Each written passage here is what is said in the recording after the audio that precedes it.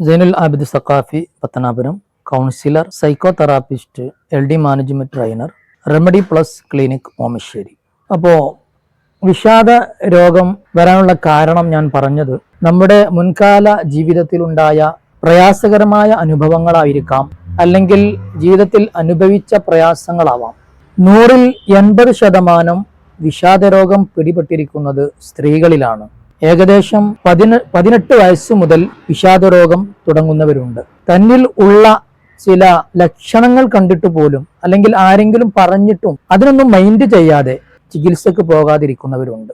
അത്തരം ആളുകൾ വലിയ രോഗത്തെയാണ് വലിച്ചു കൊണ്ടുവരുന്നത്. നമ്മുടെ ശരീരത്തിൽ അത് പ്രകടമല്ലെങ്കിലും മനസ്സിന്റെ അകത്തളങ്ങളിൽ നമ്മെ അലട്ടുന്ന പല വിഷയങ്ങളുണ്ടാവും. കഴിഞ്ഞ ഷോർട്ട് വീഡിയോയിൽ പറഞ്ഞ ചെറിയ 3-4 ലക്ഷണങ്ങൾ: അമിതമായ ക്ഷീണം അവർക്ക് അനുഭവപ്പെടും, അതുപോലെ തന്നെ സ്വന്തത്തെ കുറ്റപ്പെടുത്തും, മറ്റുള്ളവരെ സ്നേഹിക്കാനുള്ള മനസ്സില്ലായ്മ, മറ്റുള്ളവരെ വിശ്വസിക്കാൻ സാധിക്കാതെ വരിക, അതുപോലെ തന്നെ ചെയ്യുന്ന എല്ലാ കാര്യത്തിലും തൃപ്തിയില്ലാതിരിക്കുക. മറ്റൊന്ന്, നാം എത്ര ചെയ്താലും അതിനൊന്നും തൃപ്തിയല്ലാതെ ആരെങ്കിലും നമ്മെ പോസിറ്റീവ് പറഞ്ഞാൽ തന്നെ അതിനൊന്നും യാതൊരു വിലയും കൽപ്പിക്കാത്ത രീതിയിലാണ് നമ്മുടെ ഇടപെടലുകൾ ഉണ്ടാവുന്നത്. ഇത്തരം ആളുകൾ തീർച്ചയായും കൗൺസിലിംഗ് ചെയ്യൽ അനിവാര്യമാണ്. ഒരിക്കലും ഗുളിക കൊണ്ട് വിഷാദ രോഗത്തെ മാറ്റിയെടുക്കാൻ സാധിക്കുകയില്ല. അവർക്ക് വേണ്ടത് മനഃശാസ്ത്രപരമായ ചികിത്സാ രീതികളാണ്. പ്രത്യേകിച്ചും നമ്മൾ വിഷാദ രോഗം കണ്ടു തുടങ്ങുന്ന സമയത്ത് ചില ടെക്നിക്കുകൾ നമുക്ക് ചെയ്യാൻ സാധിച്ചാൽ ഒരുവിധം അതിൽ നിന്ന് രക്ഷപ്പെടാൻ കഴിയും. അഥവാ നല്ല രീതിയിൽ പോസിറ്റീവ് മൈൻഡിലേക്ക് നമ്മൾ എത്തുക, ചെയ്യുന്ന കാര്യത്തിൽ തൃപ്തിയോടെ ചെയ്യുക, ലക്ഷ്യബോധത്തോടെ ചെയ്യുക. സാധാരണ മനുഷ്യരിൽ രൂപപ്പെടുന്ന ടെൻഷൻ, ആ ടെൻഷൻ നമ്മൾ നിലനിൽക്കുന്ന ആ ഒരു സാഹചര്യത്തിൽ നാം ആ ചിന്തയെ മാത്രം മനസ്സിൽ കൊണ്ടുവരാതെ, ടെൻഷൻ എന്തിനാണ് നമ്മെ, ഏത് രീതിയിലാണ് നമ്മെ അലട്ടുന്നത്, ആ രീതിയിലേക്ക് മനസ്സിനെ മാറ്റാതെ പോസിറ്റീവിലേക്ക് മനസ്സിനെ കൊണ്ടുവരണം. അതോടൊപ്പം തന്നെ നല്ല രീതിയിലുള്ള വ്യായാമം അതിരാവിലെ നമ്മൾ ചെയ്യണം. സൂര്യപ്രകാശം 5 മിനിറ്റെങ്കിലും നമ്മൾ കൊള്ളണം.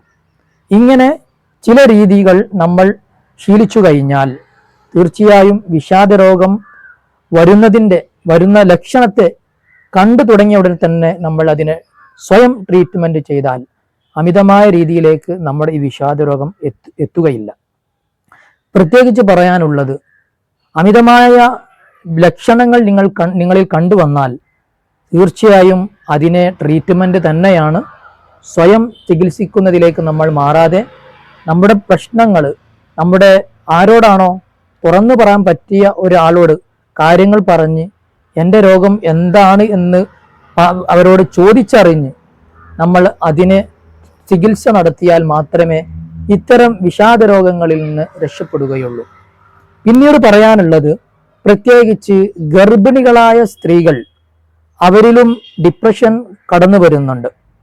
സാധാരണ ഗർഭിണികളാകുന്ന സമയത്ത് അവർക്കുണ്ടായിരുന്ന വിഷമങ്ങൾ, അല്ലെങ്കിൽ പ്രത്യേകിച്ചും എൻ്റെ വയറ്റിലുള്ള കുട്ടിയെ ശരിയായ രീതിയിൽ അവനെ വളർത്താൻ എനിക്ക് സാധിക്കുമോ, എനിക്ക് ശരിയായ രീതിയിൽ അവരെ നല്ല രീതിയിലേക്ക് കൊണ്ടുവരാൻ പറ്റുമോ എന്ന ചിന്തകൾ വരാൻ തുടങ്ങും.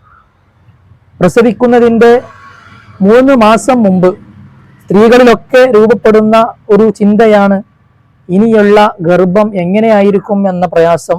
അങ്ങനെ ചിന്തിച്ചുകൊണ്ട് പലതും വിഷാദ രോഗത്തിലേക്ക് എത്തുന്ന സ്ത്രീകളുണ്ട്. പൂർണ്ണമായും നമ്മൾ മനസ്സിലാക്കേണ്ടത്, എവിടെയാണോ എനിക്ക് നെഗറ്റീവ് വരുന്നത് ഉടനെ തന്നെ പോസിറ്റീവ് മൈൻഡിലേക്ക് നമ്മൾ അതിനെ കൊണ്ടുപോയാൽ എല്ലാ രോഗങ്ങളിൽ നിന്നും നമുക്ക് രക്ഷപ്പെടാൻ സാധിക്കുകയും ചെയ്യും. പിന്നീട് പറയാനുള്ളത്, നിങ്ങളുടെ വിഷാദ രോഗം നിങ്ങളിൽ അമിതമായി വന്നു കഴിഞ്ഞാൽ അത് നമ്മുടെ മക്കളിലും ഉണ്ടാവാൻ സാധ്യത കൂടുതലാണ്. കാരണം നമ്മൾ ചെയ്തു കൂട്ടുന്ന പ്രവർത്തനങ്ങൾ, വിഷാദം അനുഭവിച്ചു കൊണ്ടിരിക്കുന്ന സമയത്ത് നമ്മിലുണ്ടാകുന്ന ലക്ഷണങ്ങൾ കണ്ട് കുട്ടികൾ നമ്മെ വിലയിരുത്തും. അതായത് നമ്മളുടെ താല്പര്യമില്ലായ്മയും നമ്മുടെ അമിതമായ ദേഷ്യവും എല്ലാം അവിടെ പ്രകടമാകുമ്പോൾ ഇതെല്ലാം വളർന്നു വരുന്ന കുട്ടികൾ നമ്മെ കണ്ട് മനസ്സിലാക്കുകയും അവരുടെ ജീവിതം തന്നെ നമ്മുടെ ജീവിതത്തിലേക്ക്, അഥവാ വിഷാദ രോഗത്തിൻ്റെ അടിമകളായി അവരും മാറുമെന്ന് നിങ്ങൾ മനസ്സിലാക്കണം. അപ്പോൾ പ്രത്യേകിച്ച് പറയാനുള്ളത്, വിഷാദ രോഗം അടിമപ്പെട്ട ആളുകൾ ഉടനെ തന്നെ കൗൺസിലിങ്ങിന് വേണ്ടി ബന്ധപ്പെട്ട് പ്രശ്നങ്ങൾ പരിഹരിക്കുക.